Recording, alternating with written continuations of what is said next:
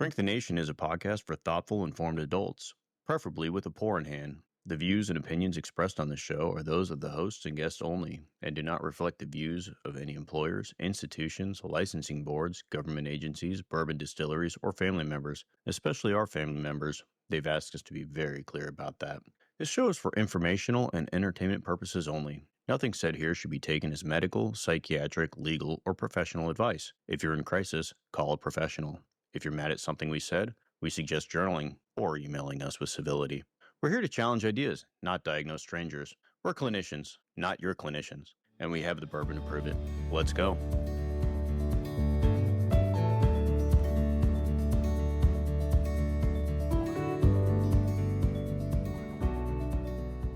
All right, we're back. Welcome to Shrink the Nation. Propaganda and conspiracies are like junk food for the anxious brain. Salty, crunchy, and absolutely not a balanced meal. Tonight, we've got a special patient on the couch. He's 249 years old, wears a top hat, and lately he's been doom scrolling at 3 a.m. Uncle Sam says he's seeing patterns everywhere, hearing enemy footsteps in every headline, and trusting basically no one. We're not diagnosing a person with paranoia. We're exploring a national mood that gets more paranoid when life feels chaotic and out of our control. Why does the simple enemy feel so comforting? Why do conspiracy theories organize fear but steal our agency? And how do we help Uncle Sam step away from the rabbit hole and back into reality-based power? Pour something, take a breath. This is group therapy for a country that keeps picking fights with the shadows on its own wall. Before we get started, I'm David, board-certified psychiatrist and a couple of things, 20 plus in the military. Tonight, I am enjoying my go-to, which is a lovely wheated bourbon, Larceny. The mash bill on that, I know you were wondering, Robbie, the mash bill on my wheated bourbon.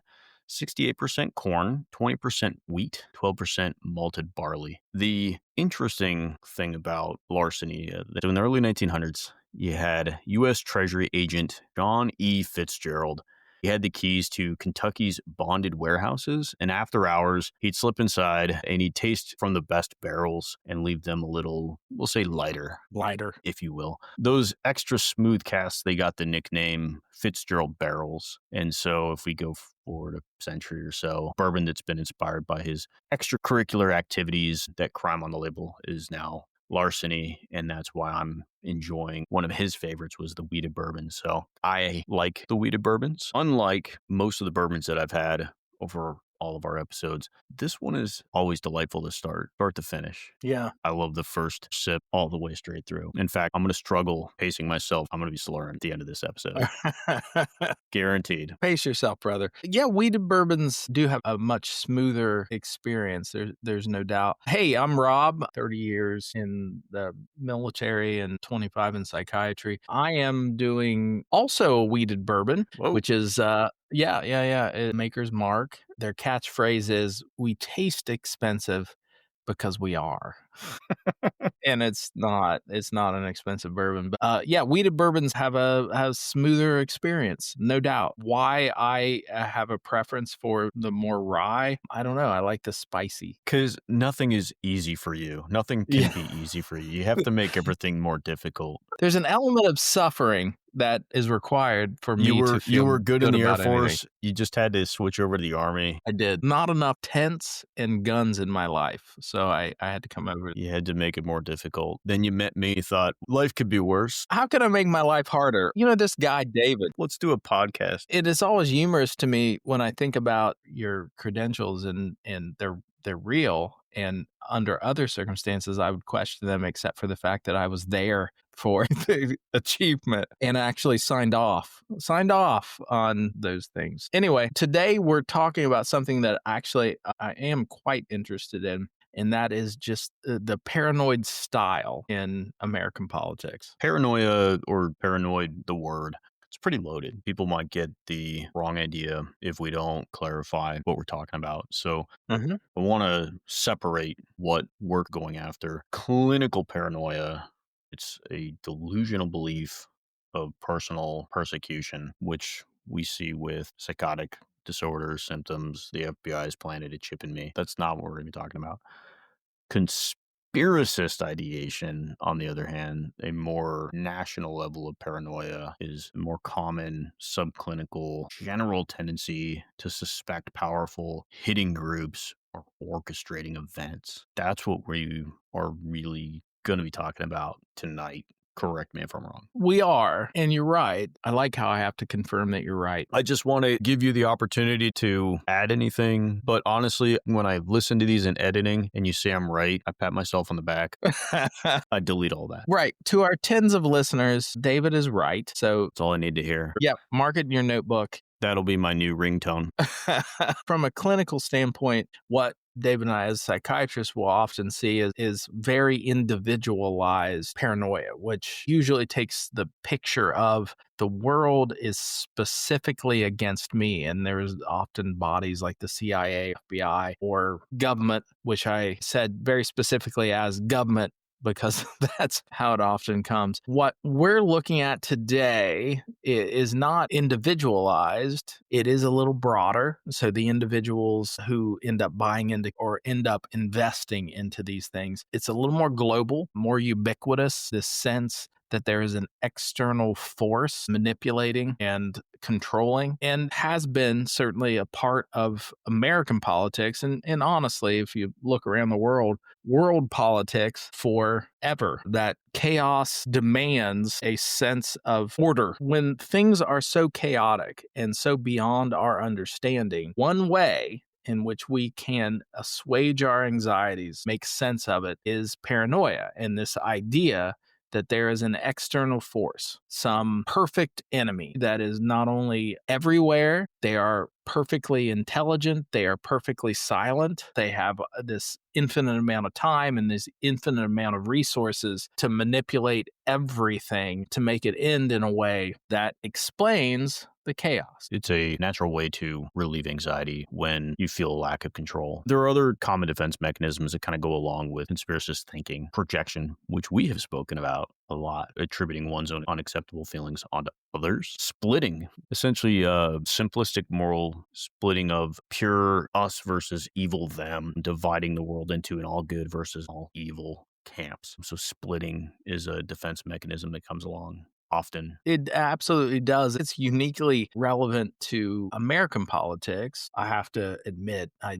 don't know the governmental systems of enough outside the United States government. We've always had this two-party system. And this two-party system seems really fit psychologically with splitting, that there is us and them. When something is uncomfortable, something doesn't necessarily fit, it makes us angry, it creates negative emotions.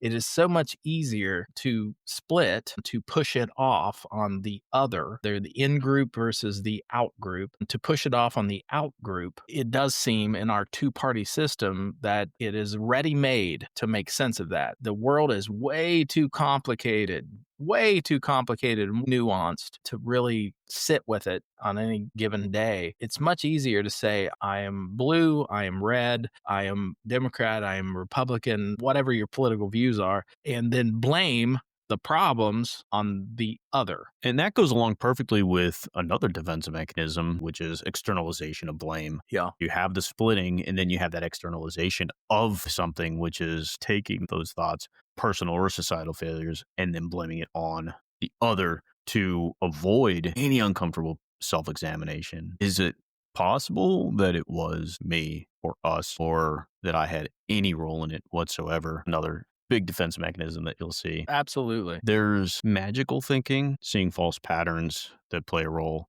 connecting dots, seeing apparent plots, perceiving illusory patterns, random data to just sort of satisfy some sort of need for meaning. We've talked to this in the past, is the sunk cost fallacy. That once you buy into these things, you're investing in them. And in order to maintain the anxiety control that they provide, once you're invested, you are invested. And stepping away from them is challenging. So you do end up finding the through line, the connectors. And no matter how weak those connectors are, they still become data points in the bigger picture. And that's a problem. It helps you to maintain that belief that there is somebody in control, even if it's not you. Yeah. Because chaos and the randomness of life and reality is much more difficult a pill to swallow, Yeah. and that there's an evil force that is in control of everything, because at least you can blame all of these bad things that are happening. Hurricane Katrina didn't happen because Hurricane Katrina was tragedy.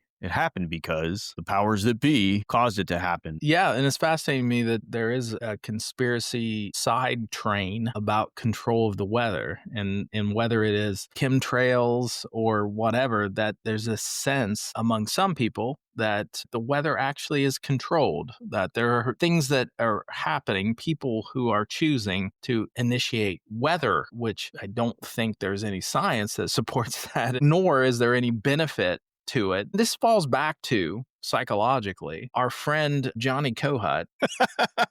It's Walter.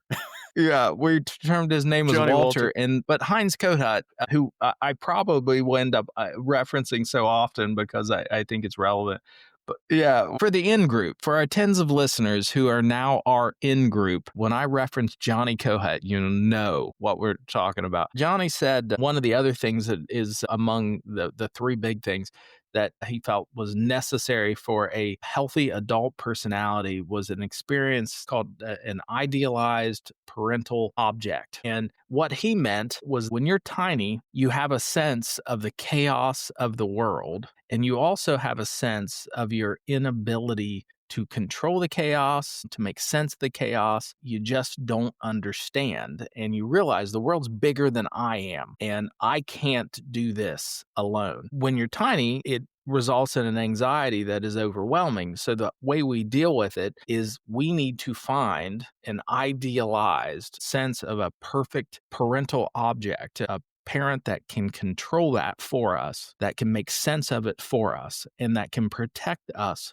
from it. You can look back on your childhood and you can think of your parents and you can think of how you saw your parents, and then you grow up and you realize they were as messed up as every adult in the world is. But you saw them in a special way. You saw them as being particularly intelligent, powerful, competent, because you had to. You had no choice. My sense is, and I cannot find any research to support this, but my sense is that those who end up falling down the rabbit hole of paranoia lack that idealized parental object. Magical thinking is normal in early childhood. Absolutely. And we do know that as we get stressed, we will tend to fall back on behavioral patterns that we had in development, depending on the level of stress. If something was working for you and you were particularly stressed out, that kind of magical thinking can definitely come back. The magical thinking that you would see in conspiracy thinking is not really unlike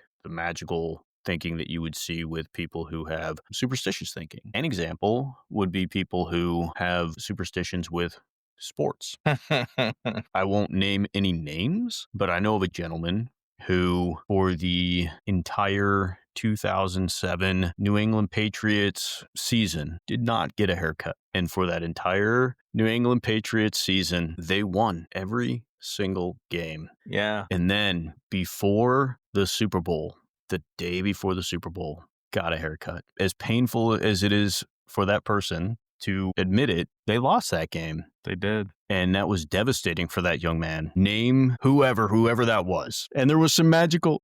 I don't know who this jackass is, but I think it was you. There was some stress there many, many years ago. And there's definitely some magical thinking to that. Right. Did that have anything to do with it? No, of course not. To the audience, the tens of listeners, magical thinking is a childhood coping mechanism that we all kind of fall into. And you say magical thinking, there's almost a pejorative quality to it. But the fact is that we do this, and we do it throughout our lives, in which we have this belief in order to control the chaos that is life, that we believe we have more control than we have. So worst case scenario is a child who's being abused, and they tell themselves, if I am a good boy or girl, if I'm good, I won't be abused, and ends up exerting an internal sense of control for something that is outside of their control. So, an example of some idiot thinking that not having a haircut resulted in the winning team is very similar to a story from my life, 18 in in one which, season. yeah, this was not me. Clearly, Well, some of David. us have hair, so obviously True. Hit me where it hurts the most, David. Go ahead. Yeah, I'm a bald man, but I have a family member who spent an entire season in the bathroom, and the reason they did that, every football game, they would lock themselves into the bathroom, and somehow they felt like that ensured victory. And if I ran the stats on that, it didn't. And if I thought about it scientifically, it didn't. but there's the magical thinking. It is a normal part of development, and it is something that can come back when stressed out. Absolutely. There is research to kind of show the types of personalities or the types of things that do make somebody more vulnerable to conspiratorial thinking. That does exist. Johnny Cohet had his place, having strong relationship role models as you are raised, good boundaries, good caring caregivers to help you navigate life's challenges is a necessary component of developing healthy coping mechanisms. Definitely an important thing. Here are the highlights of what can make somebody more vulnerable. A feeling of powerlessness or low personal control particularly stands out. People who sense that they have little control over their lives are more drawn to conspiracy theories. Feelings of uncertainty or social normlessness can drive people towards groups or narratives that promise clarity, which can be explained by the uncertainty identity theory. In times of acute uncertainty, individuals often identify strongly with groups, including extremists or conspiracist groups that offer firm, clear ideologies. Loneliness and social exclusion can increase in vulnerability as well. Conspiracy communities provide belongingness and in-group identity for those who feel alienated. We spoke about that in previous episodes. That sense of belongingness is a real big draw for people. Low trust in institutions predisposes people to suspect that the official story is not real. Surveys have shown that people who deeply distrust the government or the media are far likelier to endorse conspiracies. That's been around for a long time. Collective narcissism and exaggerated in-group pride and out-group paranoia correlates with conspiratorial beliefs. So if your faction is convinced that outsiders are constantly plotting against their great group, that's something we're seeing a lot more of now. That's why we're having this conversation. It's something that the political culture environment that we're seeing is creating a lot more of. And then schizotypy is also really highly correlated. Define schizotypy for the tens of listeners. A tendency towards odd beliefs or magical thinking. That's going to be somebody who's already has a personality heavily based in odd magical thinking. Eccentricity. Those are the big factors that will make somebody particularly vulnerable. We have touched on all at some point in past episodes. Yeah, to the audience, we do have a through line, and as it turns out, there's some sense to everything that we've talked about. The bourbon kind of gets in the way, though, sometimes. The most interesting thing to me is that this rise, because in 2022, I believe, the data was something that about 50% of Americans believed some conspiracy theory. I don't know what the numbers are today. What is interesting is that one of the major contributing factors in your vulnerability to believing conspiracy theories is belonging to a group that holds such a strong conviction in that faction of in-group versus out-group. And our political environment is absolutely breeding that today. Yeah, no doubt. It's terrifying. Our political environment is turning our country into a boiling cauldron of conspiracy. For political purposes, our country, Uncle Sam, has chosen to lean into conspiracies or at least allude to them. So as it stands, there's only a few outlier major politicians that believe or that verbally tout conspiracy theory, but they lean into them. For the short-term gain of votes, they are costing us a long-term problem with trust in, say, the media, institutions. Those chickens do come home to roost eventually, no doubt. I want to pull us way, way, way back to infancy. of our nation and talk about the Salem witch trials. Your infancy or the nation's infancy? I was a small child. You were like, what, a teenager? Yeah, I was in short pants at that moment in time. And in the puritanical environment that I lived in, the fact that I was wearing short pants was really frowned upon. I was a rebel. People just didn't understand. We're going back to the 1690s. I'm going to be me. But anyway, the Puritans, way back when in Massachusetts, they had established a colony, and that colony was based on puritanical thought, commitment to God and the way that they defined it. And at the point that the Salem witch trials came along, they felt there was a fear that they were losing their point of their existence. There was competing colonies that were actually being more successful, and they were failing. The way they ended up managing it. Just to frame it, they had suffered a brutal war with indigenous tribes. They had a smallpox epidemic and social factionalism in the church. The bourbon is definitely hitting me at this point. So I just want to be clear, because at no point in my life have I ever had the empathy for the people of the Salem witch trials that I have in this moment. Right. I'm reading my notes on the Salem witch trials, and it is hitting me so much more. Yeah, I'm really trying to figure out why they don't let teenagers in high school drink in social studies, because this would have been so much more salient with larceny. Larceny, making the Salem witch trials real. Well, I think that might be their new selling point. Their new tagline is larceny. Larceny. Make high school fun again. Make high school fun again. Yeah, that's beautiful. That's a beautiful tagline. Yeah, honestly, in my research, I have always wrote that off as crazy. It's just crazy. It was crazy people, the old-timey people. And the reality is, it's so easy to look backwards in time and see them as being ignorant or not quite as smart as we are. And there's a difference between not knowing and being dumb.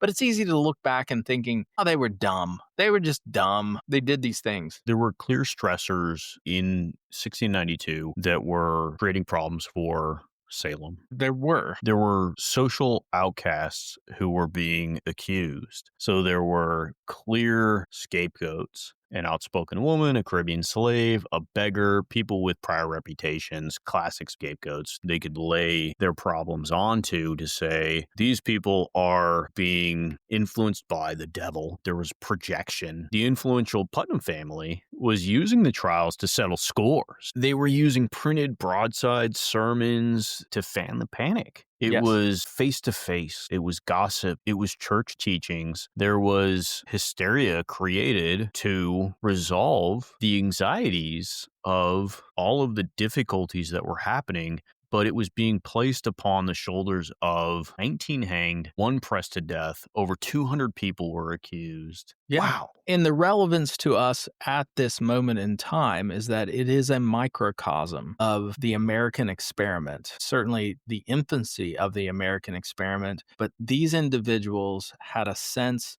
that their experiment in puritanical life was failing. And there's a lot of reasons it was failing. When something starts to fail, you've got a couple of choices. Choice number one is, hey, we're not doing it quite right. We need to do this better. Let's think about how we're approaching this. That is a much more nuanced and complicated way of thinking about it. The other option, and the option they went down the road of, blame a bunch of people and press people to death. Yeah, let's kill some. Option two, let's kill some chicks. No, what they really ended up leaning into was that we're not being puritanical enough, that we've lost the favor of God. And this is how we regain that, is that we double down. Now, the problem is, in their case specifically, is they killed people who were innocent people who, this is a spoiler, so to the audience, you turn it off right now if you don't want to know. Again, with they weren't witches. Not telling people to turn off the podcast would be excellent, Robbie. We got to stop doing that. Right. Just earmuffs for earmuff it. Earmuff it, folks. They weren't witches because, hey, surprise, witches don't exist. They weren't witches. I would assume that the witches would have done something to not be smushed to death. And that's the interesting thing. If you give omnipotence to a population and say it's their fault, the fact that these individuals could not protect themselves kind of conflicts with the omnipotence that they were given. One of the more fascinating things is it's a reminder. I have this note that I've written in a moment of Clarity. and I actually do have this You actually wrote it on paper. Everybody, he's actually using paper. on paper. But if you go back to 1692, you have this case of mob mentality, mass hysteria, and scapegoating. When we had a mid on a few weeks ago, and he was speaking about, I think it was the 2011 NHL Finals, and it was the mob Yes. mentality. I'm here for the riot. I wrote, can you read that? Nothing is new with humans. It just hasn't been studied, labeled, or understood. Absolutely. Yeah. We are not changed. Our environment has, our culture has, our language has, our technology has, but we haven't. No. We were accusing people of being witches in 1692. A month ago, somebody had made a comment on Facebook. They made some random ass comment on Facebook. And so our reply was, well, it sounds like you're living in denial. And the woman's response was, I'm calling you a pedophile. Oh my gosh, we got to pedophile. Yeah, immediately. It was quite the escalation. That has to be some kind of mark of success, actually, for us. I mean, yeah.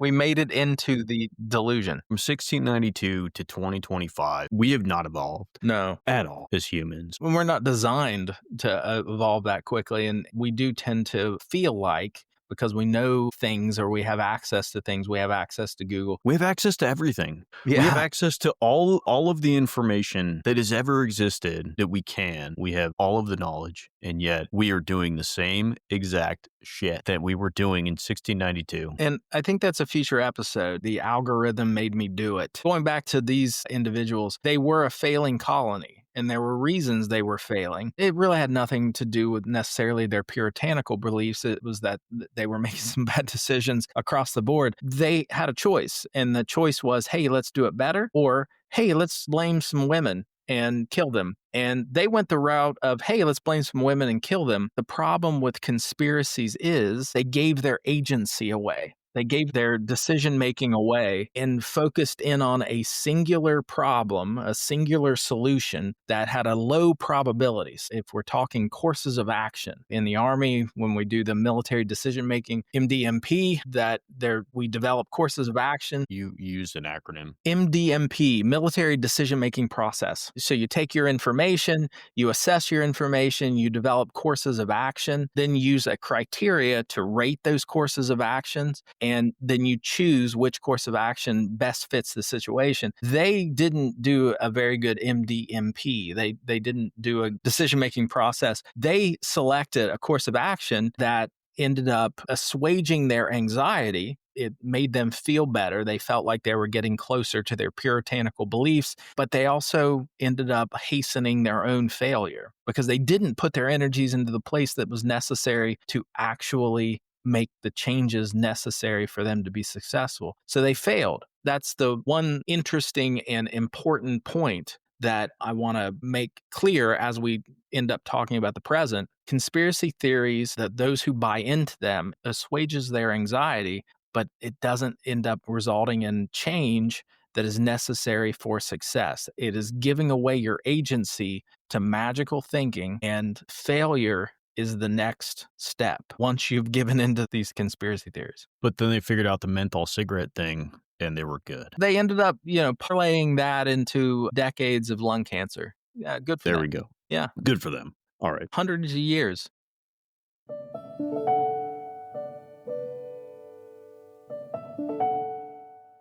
Hey, it's Rob from Shrink the Nation. As my friend David so eloquently states at the beginning of the show, we are clinicians, but we're not your clinician. We love to joke around and dive into the tough topics, but there's something really important we need to say. If you're struggling with your mental health or facing substance use issues, we want you to know you're not alone. We have dedicated our professional careers to mental health, and we care deeply about it. It's okay to ask for help. Reaching out to a professional in your area could be the first step toward feeling better. Don't wait. There's support out there, and it works. Please take that first step. We want you to be well. Now let's get back to the show. Oh, and don't tell David I said he was eloquent. He'll be insufferable.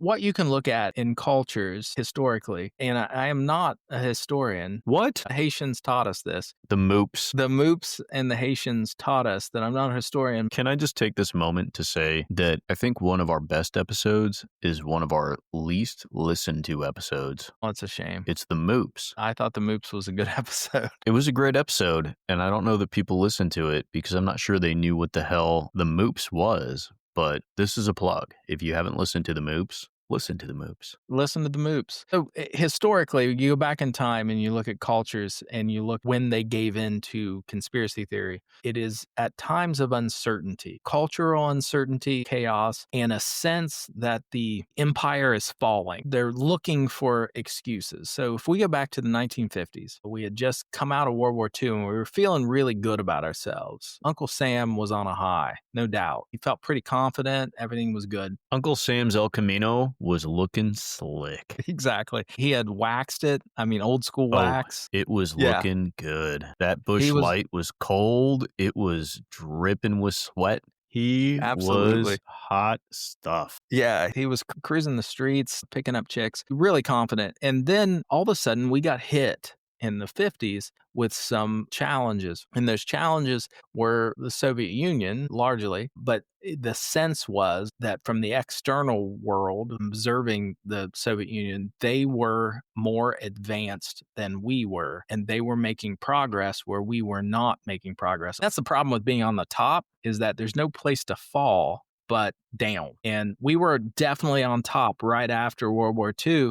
And all of a sudden, we started to fear that we were failing, we were falling, we were going to be toppled. And McCarthy came along. He was a senator who became very focused as a period of time that's often referenced as the Red Scare, but he became incredibly focused for his own political needs, desires, that there were these communist infiltrators in our culture and our society. And he held lots of hearings in Washington and accused a lot of people and had a lot of people blackballed from different industries. And for whatever reason, he ended up particularly attacking the entertainment industry, entertainment and news. In that, he played into conspiracy theory that the communists, Have you no sense of decency, sir? he played into this sense that if we were failing, it wasn't our fault. It wasn't us. It was because there was this omnipotent external force that was causing this, and blamed it on communism. And because of people's anxieties at that moment in time, and it is anxiety provoking. When you're on top and there is no place to go but down, you can feel the arc, the confidence start to wane. That's normal. As you get farther and farther away from an accomplishment, you're going to feel less confident about it. He ended up focusing in on communism, and there were lots of folks in the entertainment industry, singers. If you had any history of being involved in anything that was related to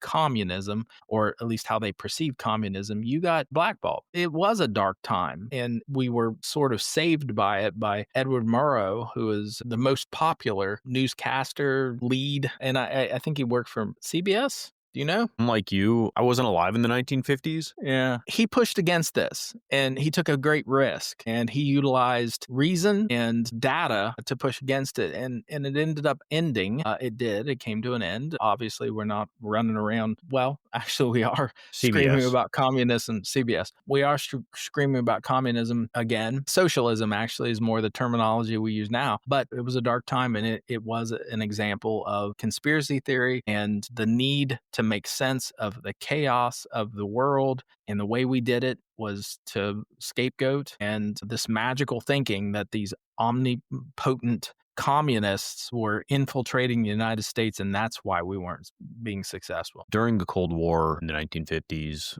to lay out some fairness, there was real Soviet espionage occurring at that time. The Rosenbergs augur his. So there was some plausibility to it. However, McCarthy was exploiting those fears exponentially with little to no evidence when he would accuse people. The accusations went far beyond any evidence and was using it as a personal publicity tool for himself. So there was some threat from the Soviet Union, but not anywhere near the level, the extent, and for the period of time that he was using it, and to the amount of lives. It's hard to fathom, actually, even in thinking back, how much damage was created. That's one of the things that, as we're talking about these events that happen, is that it's really easy to look at them and to read about them, but take into account that everybody is the protagonist of their own life. And you think about the magnitude of the damage, the number of people that are involved.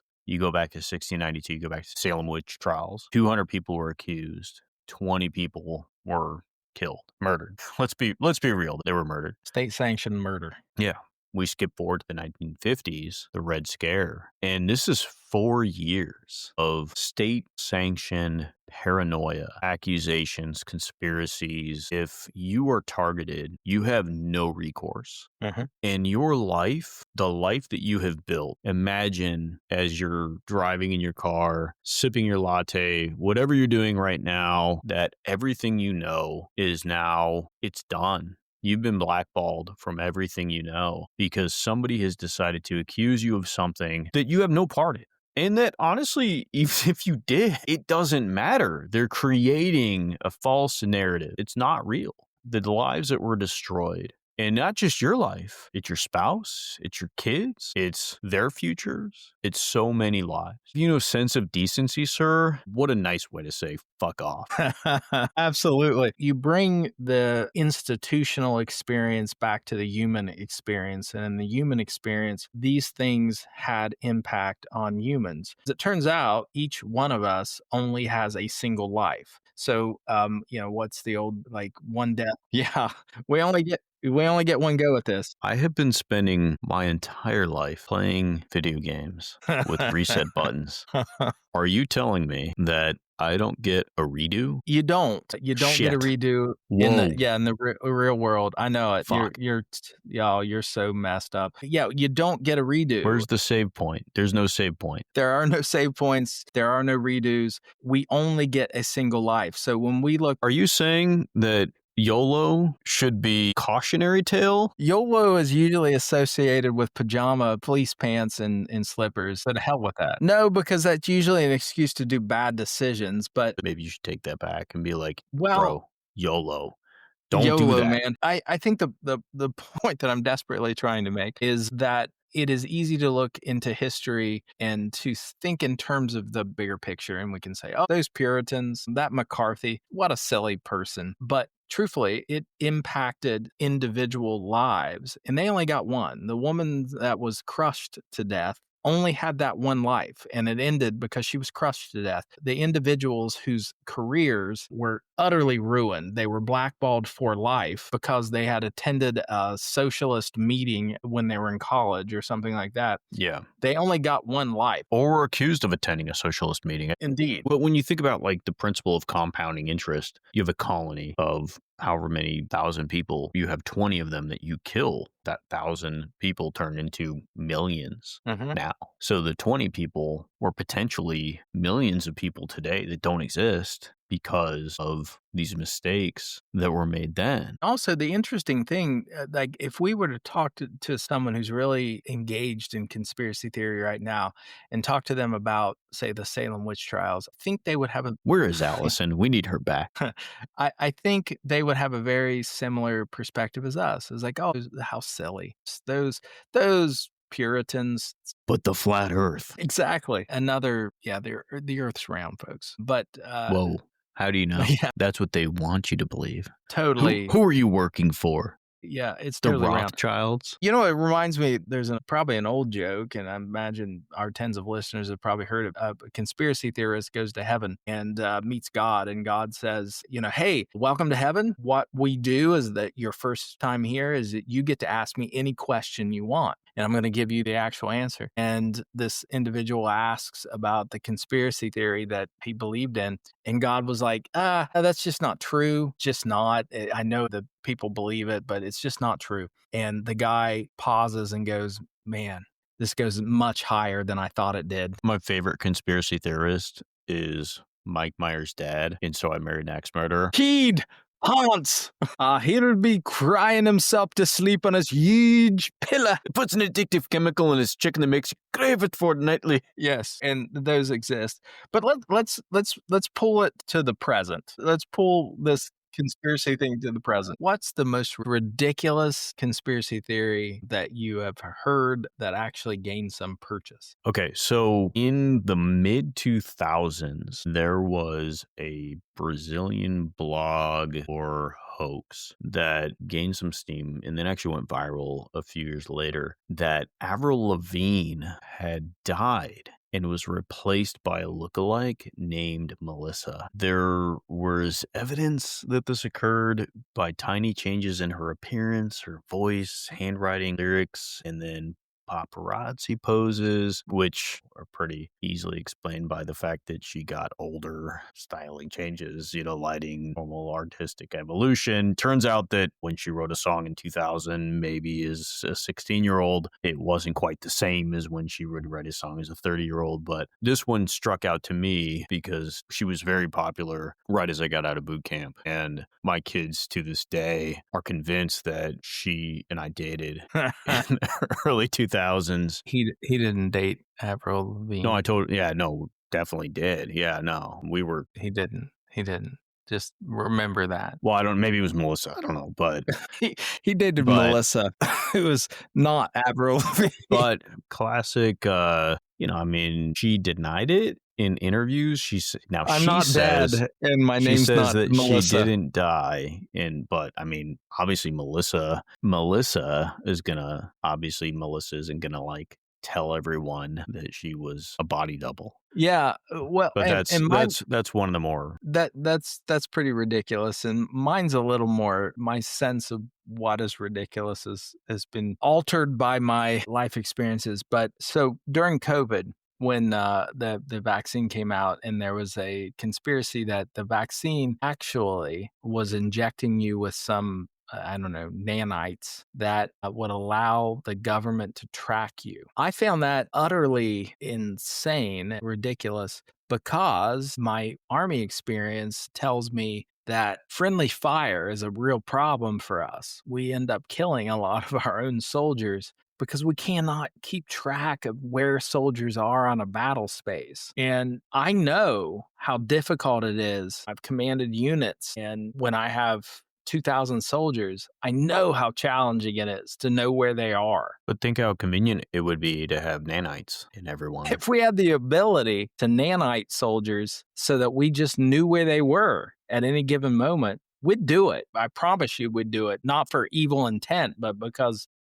it's important for an army who is in a battle space that is fluid and moving. We'd do it, but we don't, and we can't.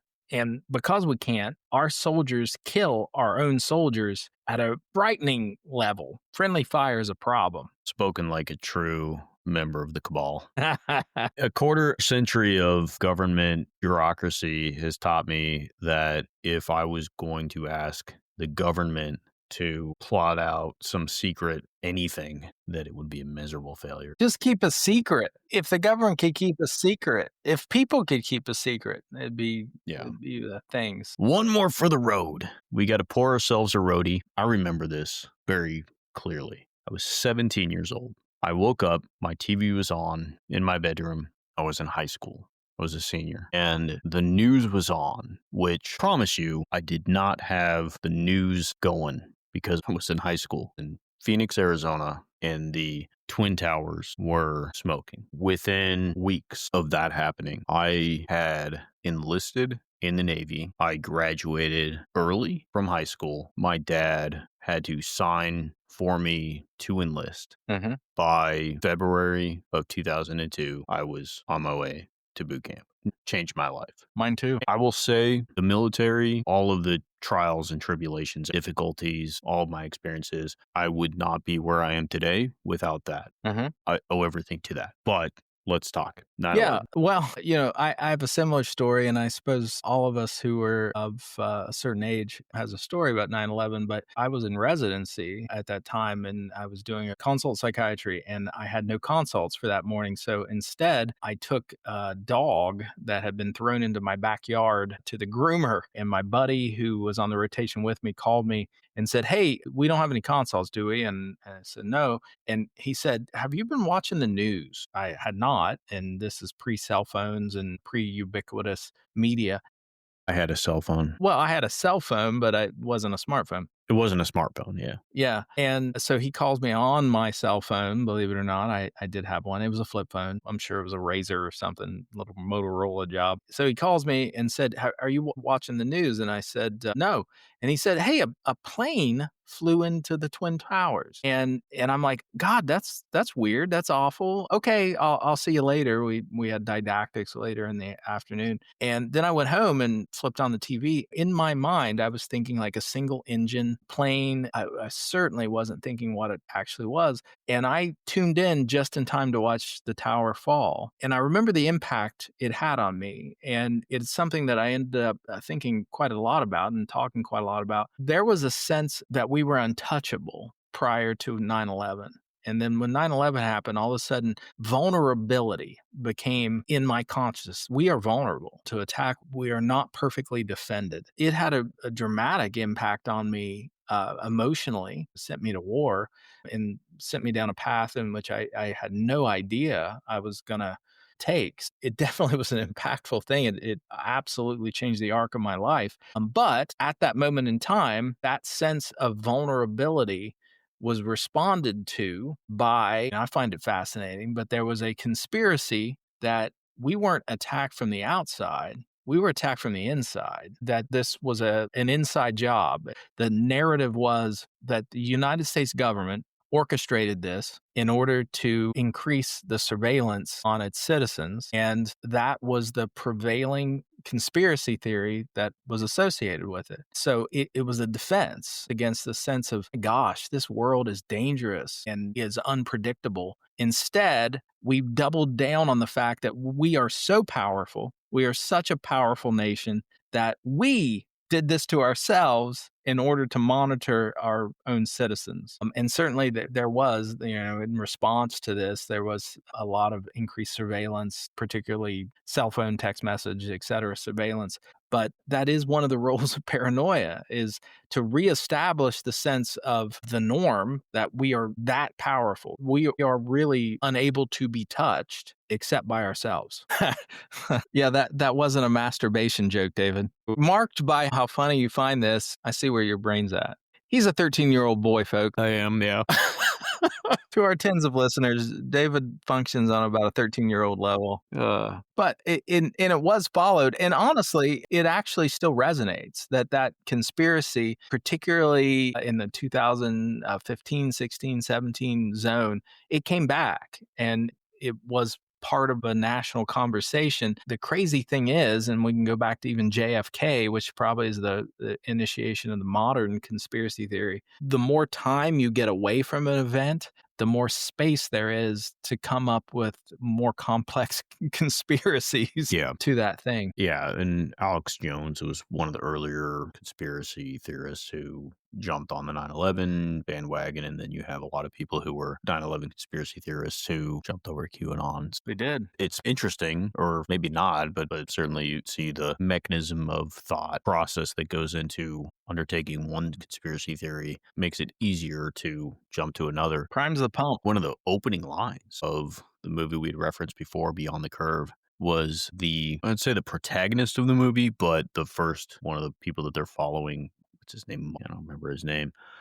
I apologize. He's a famous flat earther. But the thing he says to start is, I was looking for a new conspiracy theory to follow. And that's how he describes finding the flat earth movement, is that he was trying to find a conspiracy to follow. He found his calling with that. Now, I don't know that everybody falls into that category. There are different subsets. To generalize anything, one of my colleagues at the residency would say, never speak in absolutes, which I think is hilarious. Absolutely never speak in absolutes. Yeah, absolutely. Yeah. Absolutely. There are certainly people who look for conspiracies.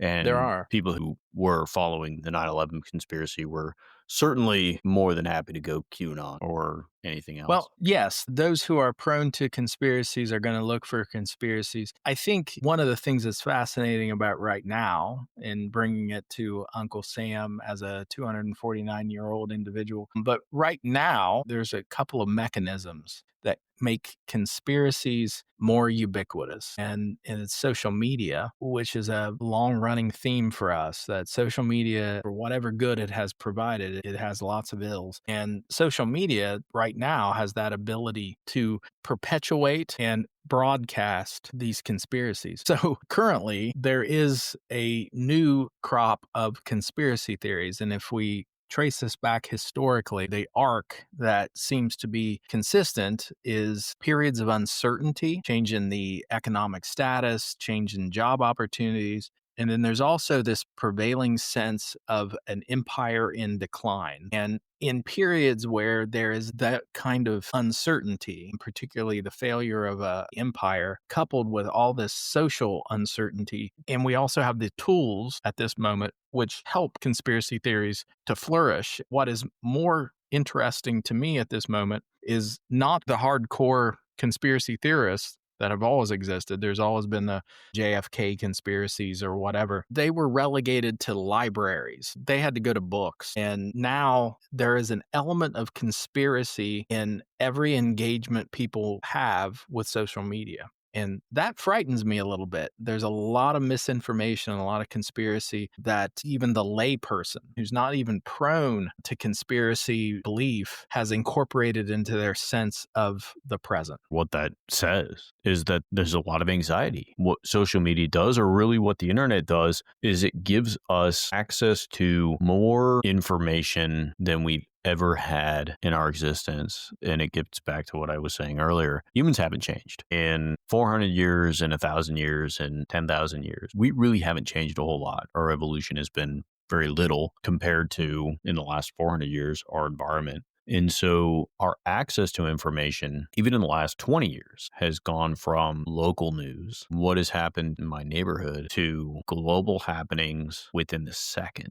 And that creates chaos, anxiety, when your brain is already tuned to want to control that chaos through some kind of belief, some kind of controlling system. Conspiracy can seep in. Humans have a couple of things that work against us or actually work in the favor of conspiracy. One of those things is that if I had a bucket of items and I dump it out on the floor in front of an individual, they will immediately try to make connections as to how they're all related. What's the relationship between these things, even if they're totally unrelated? And then the second thing is we have a negative bias. So you're in the woods and you hear a sound, it is much more adaptive from a survival standpoint for you to assume there is a dangerous force out there in the darkness that is a threat to you, and you're going to investigate that. That's incredibly adaptive. If you are in the woods and there is a noise, assuming the worst probably helps you survive. From a evolutionary biology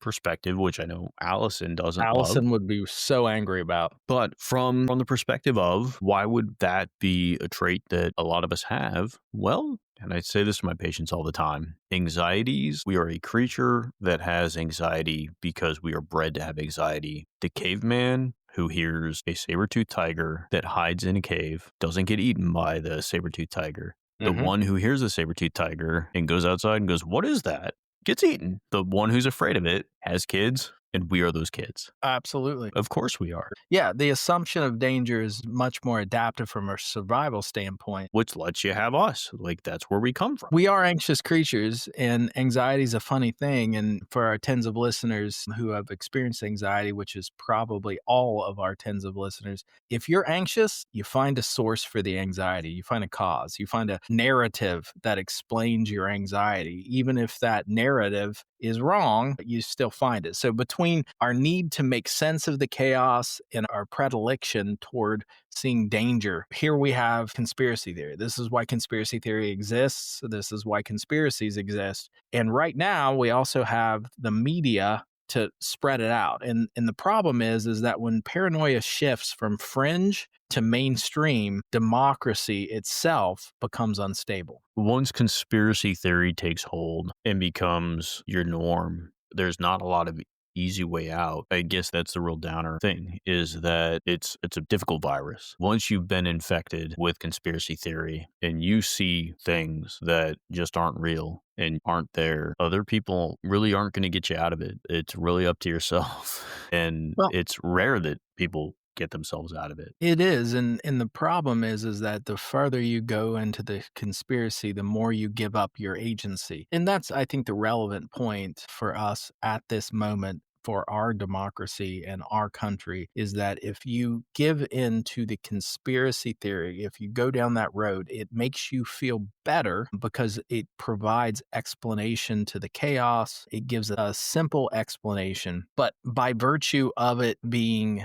a conspiracy, the dark, unknown enemy is omnipotent. They're all powerful. They have the ability to control that far exceeds anything that we personally can actually intervene in. That really your focus ends up becoming elucidating the conspiracy, not necessarily affecting it, not necessarily intervening in it. That you have no power over that, but what you have power over is connecting the dots. And that's what people end up investing in is connecting these dots, but they don't feel like they have power to change it. It's just this perfect enemy who has time and resources and intelligence to affect your life that they get so focused on elucidating the enemy, they end up not really exerting any effect on the now.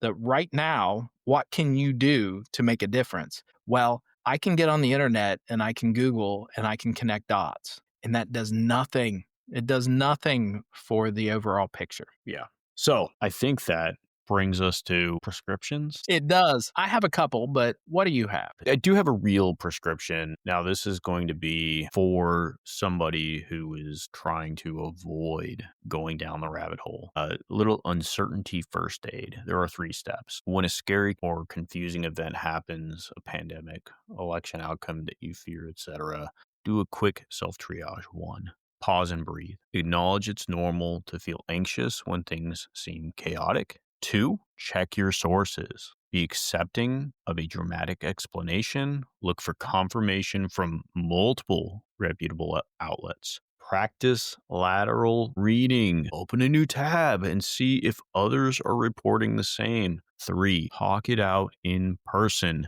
Discuss with a friend or family member that you trust. Offline, in person, please talk to somebody face to face, which can ground you and provide emotional support that a wild internet theory may falsely offer. So slow down, verify, seek support rather than instantly sharing or believing extreme claims. That's 1. Okay. So I have one. There's something called the Occam's razor. And Occam's razor is a problem solving principle that states that when you're faced with competing explanations, the simplest explanation is usually the best explanation. So when you're faced with these complexities, the simple solution that is sometimes difficult to sit with is that we're all people and people are imperfect and we make errors and we have our own self-interests. The complex solution is that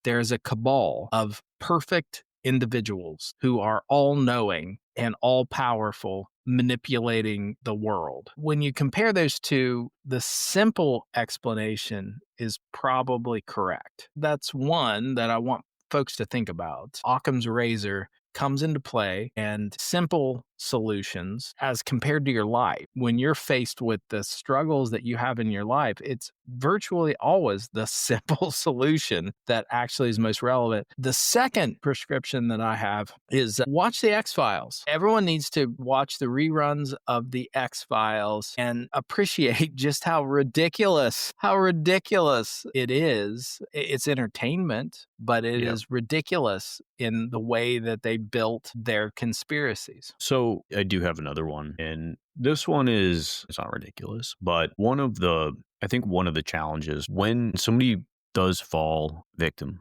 and I do mean victim to conspiracy theories, your life can be dramatically changed. The people around you lose trust, will start to just completely consider you to be crazy. And you're not crazy. You're trying to resolve anxiety. We've noted that this political environment can make people especially vulnerable to conspiracy theories. For those who fall victim to this, my prescription that I think hasn't been done on a societal level, which would be a path for people who are coming out of this to be welcomed back into their communities, into their society. It really does feel like a virus for people. It's really difficult for them to leave this behind because they've destroyed so much of their life with these conspiracies that people don't want to associate with them. They don't want to talk to them. They don't want to be around them. In order for them to not be part of this conspiracy, the belongingness that they found with it, they're not finding it on the other side. For the rest of society to have something, support group, something like AA, that people who are coming out of conspiracy to be reintegrated back into society, because we're treating people who are just trying to calm their own anxieties like they are alien, but they're not going to come back. They're sticking with that community and we're not welcoming back to ours. And we want them back, but we're not welcoming them back. Yeah, you're striking on something that I think, if anyone's paying attention, the through line is most of our prescriptions say, hey, act locally, engage with your local environment, engage with the people around you. One of the fears that I have is because social media has given us this myth, this illusion that we are engaged in a community on social media, that you can log in and you can be part of that whatever fringe community and feel part of the community, but you're not. As a human, what we need is face-to-face human interaction. And there's the illusion of it, and it fools us. Our brains are not smart. Our brains are pretty primitive. And David said previously, we haven't evolved much beyond where we started. It's just that the society, the environment, the tools we have available have evolved significantly. That getting engaged locally, being involved in where are the potholes, who's stealing whose garbage, whatever, that is a way to actually escape this bigger thing that conspiracies end up being. The conspiracies are global and universal, whereas if you get involved locally, that's where your energies actually can make a difference. It can make a difference. That's what I would love for people to do. When people are so caught up online, like you said, nothing can touch you. You can only touch yourself. Well, and I'm highly encouraging everyone to touch themselves. Just do it. All right. Well, for those of you who stuck around, we want to say thank you. Smash that subscribe button. Like us on the social media platforms that you kids are interested in these days. We've got our goofy little videos that hopefully you're enjoying. Maybe we'll have more of them. Sign up for our newsletter. Send us some questions on random, whatever, anonymous questions or comments or whatever. Anything. I don't care. Whatever you want. We'll read it and we'll decide if it's worthy of whatever. For any bourbon distilleries that would like to send us bourbon, we're still trying to get some. We're still paying for bourbon. How is this possible? We've been working so hard to not have to pay for bourbon. Robbie, you come up with a scheme to get free booze. Yeah. It didn't work out quite like I thought. I don't know how many thousands of dollars you have to spend on equipment and how much time you have to spend to get free bourbon. One day we're going to get free bourbon. It will have been totally worth it. Yeah. We may have to open up our own distillery. That's our next business adventure is Drink the Nation bourbon, folks. I think that's... You can buy it at the same places that you can buy your Testo Rage Max. Testo Rage Max and Shrink the Nation bourbon. XX. Yeah. It'll be, they'll be together. It'll be cooked on the dumpster fire. Yeah. All right. Well, that does it. I think we've covered this topic. Let's see if Allison has any complaints. And we'll go from there. So I don't know if it's much. Will Allison have complaints? We'll see the complaints that Allison has. Yeah, we'll get the hate texts later after we post this, and then we'll decide if it's worthy of maybe an episode. So, all right. If the patriarchy decides that it's worthy. Well, we have a meeting. We need to get a goat. So cue up the music, and we'll be off, and we're out.